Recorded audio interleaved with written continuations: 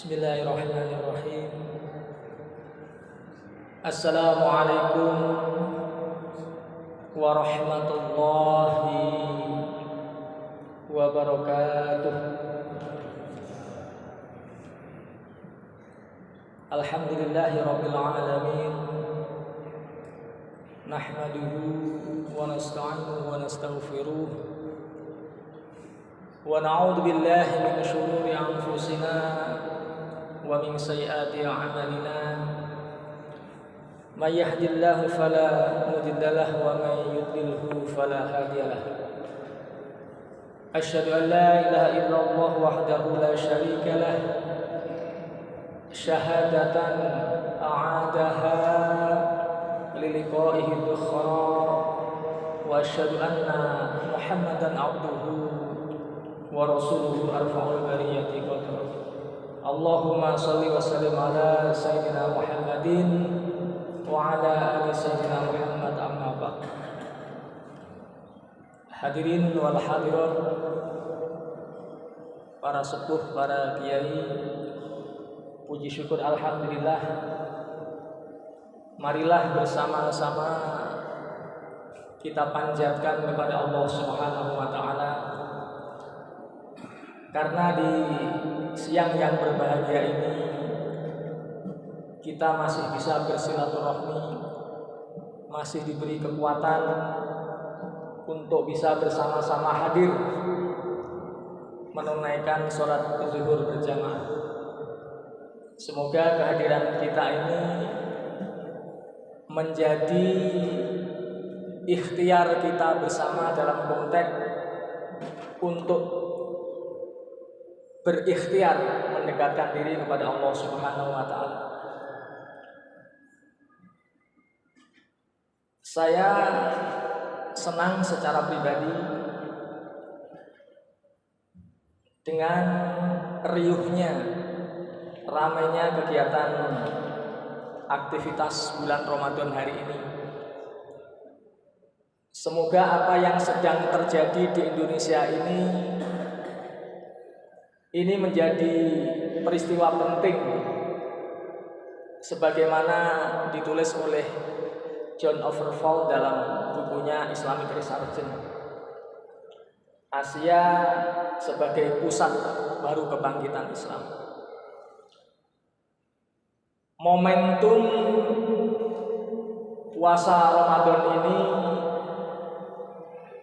harusnya menjadi momentum bagi kita semua, terutama dalam konteks untuk lebih mendekatkan diri kepada Allah Subhanahu wa taala. Karena di lain kondisi yang hari ini sedang terjadi dalam kehidupan beragama kita, banyak masyarakat kita, banyak terutama yang datang dari belahan negara yang lain, ini masih mengalami krisis spiritualitas. Kalau kita lihat misalkan dalam bukunya Syed Hussein Nasr yang berjudul Traditional Islam in the Modern World, itu mencatat bahwa manusia hari ini mengalami split personality, mengalami krisis spiritualitas, yang puncak dari munculnya penyakit ini karena secara antropomorfisme manusia menolak prinsip yang lebih tinggi di luar dirinya. Manusia hari ini sering menolak prinsip yang lebih tinggi dari dirinya, karena bagi manusia-manusia modern, manusia-manusia dewasa ini, seolah-olah ukuran yang dibuat oleh manusia itu selalu melampaui. The man is the measure of all anything. Manusia adalah ukuran dari segala-galanya, sehingga akibat terlalu bertumpu kepada manusia, antropomorfisme ini kemudian dia terbelenggu, menjebak dirinya, menolak pada prinsip yang lebih tinggi dari dirinya. Dalam hal ini adalah menerima keyakinan adanya Tuhan yang Maha Esa, adanya keyakinan mengimani Allah Subhanahu wa taala sebagai pencipta semesta. Kondisi ini tentu sangat memprihatinkan.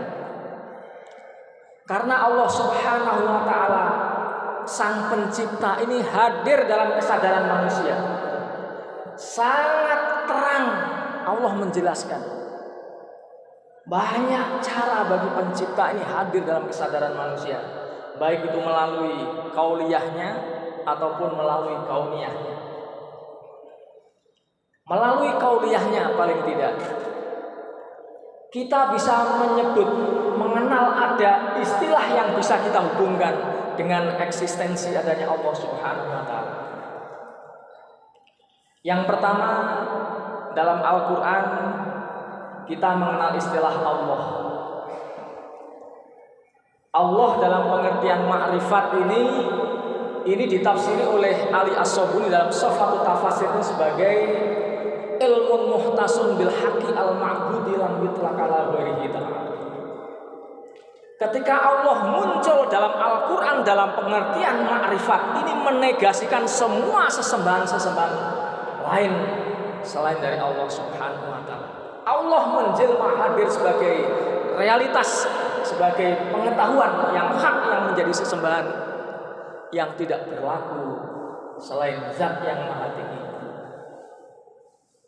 Kalau kita tengok misalkan dalam surat Al-Quran yang sangat pendek yang sering kita baca, Qul huwallahu ahad, Allahus samad, lam yalid wa lam yulad wa lam yakul lahu kufuwan ahad. Katakan wahai Muhammad, Qul la ilaha illallah. Ketika menyebut Qul huwallahu ahad, istilah Allah ini menegasikan adanya ilah-ilah yang lain selain Allah, sehingga Allah itu ditauhidi dengan ahadun sebagai Tuhan yang satu, Tuhan yang esa. Innani anallah la ilaha illa ana fa'buduni wa aqimis sholata li dzikri. Innani anallah, saya ini sesungguhnya Allah. Ini menegasikan dengan Tuhan-Tuhan lain. La ilaha illa ana fa'budni wa aqimis sholata li dzikri. Betapa ketika Tuhan hadir dalam kauliyahnya dalam Al-Quran, muncul dengan apa yang kita kenal dengan istilah Allah itu, ini menjadi penegasan, penaukidan bahwa tidak ada Tuhan yang layak disembah, tidak ada Tuhan yang layak mengaku tinggi selain dari Allah Subhanahu wa ta'ala. Qul huwallahu Allahu ahad, Allahus samad. Allah Maha Satu, Allah tempat bergantung bagi manusia. Lam yalid wa lam yulad wa lam yakul lahu kufuwan ahad. Dia tidak dilahirkan. Wa lam yakul lahu kufuwan ahad, dan tidak ada satupun sesuatu di semesta ini yang bisa menyerupai tentang hadirnya. Ini betapa Allah ketika hadir dalam Al-Quran ini menegasikan semua peluang-peluang adanya adanya sesuatu yang mengaku diri sebagai Tuhan. Yang kedua, dalam Al-Quran kita sering mengenal dengan istilah ilah. Kalau ilah ini dipahami oleh para mufasir sebagai ismun yaqum ala kulli ma'budin wa haqqin aw batilin. Kalau Allah tadi menegasikan semua atribut-atribut yang bisa mendekatkan diri kepada sesembahan, atribut-atribut yang merasa tinggi selain Allah Subhanahu wa taala, tetapi ketika Al-Quran menyebut dengan ilah ini ada dua potensi. Yang pertama terkait dengan potensi kebaikan, yang kedua terkait dengan segala sesembahan yang berlaku batil. Ara'aita man ittakhadha ilahahu hawa. Dalam Al-Quran disebutkan, tidakkah kau lihat bahwa sebagian manusia itu menjadikan kesenangannya itu sebagai Tuhan. Jadi ilah yang dipakai dalam ayat ini menggambarkan betapa ketika manusia itu mengikuti hawa nafsunya, dia sama saja menjadikan hawa nafsunya sebagai Tuhan. Wa minan nasi may yattakhidhu min dunillahi andada yuhibbunahum ka hubbillah. Sebagian dari manusia itu menjadikan selain Allah itu andada, sekutu, tandingan. Yuhibbunahum ka hubbillah, mencintainya sebagaimana ia mencintai Allah Subhanahu wa taala. Ini hati-hati. Kita terkadang salah menempatkan terhadap harta yang kita miliki. Kita punya anak yang pandai, yang cantik, terkadang kita itu memuji terlalu berlebihan. Padahal ini sama saja kita menjadikan anak ataupun istri yang kita puji-puji ini sebagai sekutu di hadapan Allah Subhanahu wa taala. Jangan kita suka membangga-banggakan dan terlalu mencintai harta benda yang terlalu kita sayangi berlebihan, karena dia bisa menjadi sekutu atau tandingan di hadapan Allah Subhanahu wa taala. Yuhibbunahum kahubbillah. Allah itu merasa cemburu kalau dia dinomorduakan. Allah itu merasa cemburu kalau dia dijadikan sekutu atas sesembahan yang lain.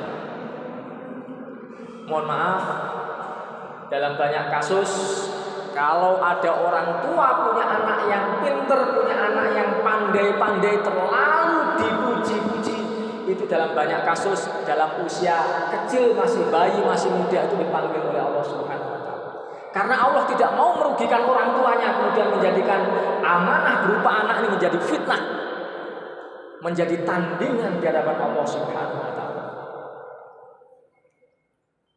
Bahkan Sayyidina Ali itu kalau dia dipuji oleh orang lain, dia selalu meminta ampun kepada Allah. Karena yang layak dipuji, yang layak itu hanya alhamdulillah, pujian itu hanya milik Allah, bukan milik manusia. Manusia pintar, manusia cerdas, manusia ganteng, ini semata-mata karena kuasa dari Allah Subhanahu wa ta'ala. Kalau ada orang pintar kemudian dipuji oleh yang lain, wah bapak hebat, bapak pintar, kita nggak usah bangga. Harusnya kita berdoa, Allahumma ij'alna khairan mimma yadhunnuka wa la tu'akhidna ma yaquluna waghfir lana ma la ya'lamun. Ya Allah, ampunilah aku atas apa yang dia katakan. Sesungguhnya dia itu tidak tahu atas apa yang mereka katakan. Karena yang layak dan paling prioritas untuk memperoleh pujian itu hanya Allah Subhanahu wa ta'ala. Ilah dalam pengertian yang lain itu juga bisa dalam berarti ismun yaqum ala kulli ma'budin bihaqqin, dalam pengertian yang hak. Misalkan tadi la ilaha illallah ditauhid dengan ilallah. La ilaha illa ana fa'budni. Di sana menggunakan ilah tetapi dihubungkan dengan Allah, dihubungkan ditauhid dengan Allahnya.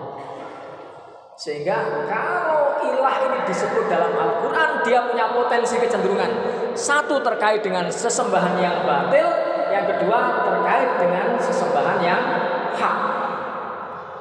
Yang ketiga, Allah hadir dalam kesadaran kita dengan menyebut istilah dengan Rabb. Alhamdulillahi Rabbil Alamin. Ketika Allah hadir dalam Al-Quran dengan istilah Rabb, ini selalu terkait dengan fungsi pendidikan.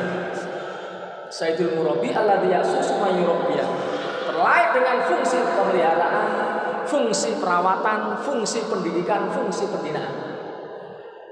Sehingga istilah Rabb ini identik dengan tarbiyah. Tarbiyah itu insya'u syai'an fahaulil hadit tamam. Mengukir setahap demi setahap pada batas kesempurnaan. Jadi orang dididik itu pertama dikenalkan huruf, dikenalkan iqra, sampai dia bisa mengembangkan bacaannya, sampai bisa mengabstraksi isi kandungan dari tafsir Al-Quran. Inilah namanya halun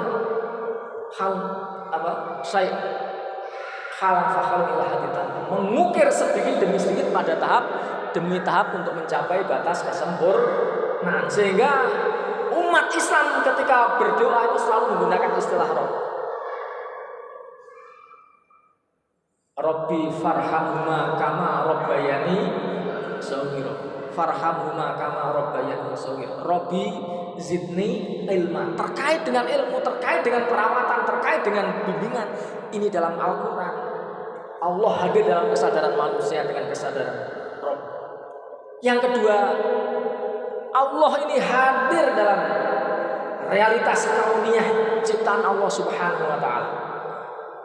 Dalam Fususul Hikam disebutkan, Ibnu Arabi mengatakan bahwa mencari Allah itu nggak usah jauh-jauh, karena Allah itu bertajalli dalam semua ciptaannya. Ketika Nabi Muhammad disebut dengan segala keindahannya, sebenarnya harus subhanallah. Ketika kita melihat suami kita demikian sehatnya, demikian segarnya, harus muncul dalam kesadaran kita subhanallah. Allah, ketika kita diberi anugerah anak-anak yang sehat, anak-anak yang baik, istri-istri yang solehah, dalam kesadaran kita harus muncul subhanallah, karena Allah hadir dalam ciptaannya. Tetapi tidak semua mata manusia itu bisa melihat hadirnya Allah dalam ciptaannya. Dalam Al-Hikam, man arafal haqqa wa arafa fi kulli syai' wa man faniyal haqqa faniyahu fi kulli syai'. Al-Hikam menyebut, Ibnu Athaillah, bahwa barang siapa bisa melihat al-haq, melihat wujud Allah, maka Allah itu hadir dalam semua ciptaannya. Melihat laut, melihat gunung, harus subhanaka rabbana ma khalaqta hadza batila, karena Allah hadir dalamnya. Tetapi banyak orang tidak bisa melihat hadirnya Allah dalam ciptaannya. Man arafal haqqa arafa fi kulli syai' wa man faniyal haqqa faniyahu fi kulli syai'. Kalau orang itu buta mata, dia tidak akan pernah bisa melihat hadirnya Allah dalam segala ciptaannya. Jadi kalau yang ma'rifah bisa memahami hadirnya Allah dalam semua ciptaannya. Tetapi kalau orang buta mata hatinya, faniyallahu fi kulli syai', Allah itu hilang dalam segala ciptaannya. Di kesempatan yang baik ini, marilah kita banyak berzikir, mendekatkan diri pada Allah Subhanahu wa taala. Iksiru min zikrillahi azza wa jalla fa inna laisa amal mahabba illallah wajahu li abdi fid dunya wal akhirah min zikrillah. Tidak ada jalan amaliyah yang paling dicintai Allah dan menyelamatkan semua hamba di dunia dan di akhirat selain dari mengingat Allah Subhanahu wa ta'ala. Hadirin wal hadirat yang dimuliakan Allah Subhanahu wa ta'ala, mari ini mumpung bulan Ramadan, kita manfaatkan sebaik-baik mungkin kita untuk lebih banyak mengingat Allah, lebih banyak mendekatkan diri kepada Allah. Karena Allah itu milik kita, Allah itu milik muslim. Kalau kita nggak merebut Allah, nanti Allah tidak akan pernah datang kepada kita. Mari kita bersama-sama memohon kepada Allah, semoga kita selalu diberi kekuatan untuk bisa mengabdi sebagai hamba-hambanya. Kita termasuk orang-orang yang terpilih, termasuk orang-orang yang nanti termasuk menjadi golongan-golongan yang faizin, memperoleh keuntungan di yaumil qiyamah kelak. Amin amin ya rabbal alamin. Barangkali ini yang bisa kami sampaikan. Atlubu minkum alafa. Wassalamualaikum warahmatullahi wabarakatuh.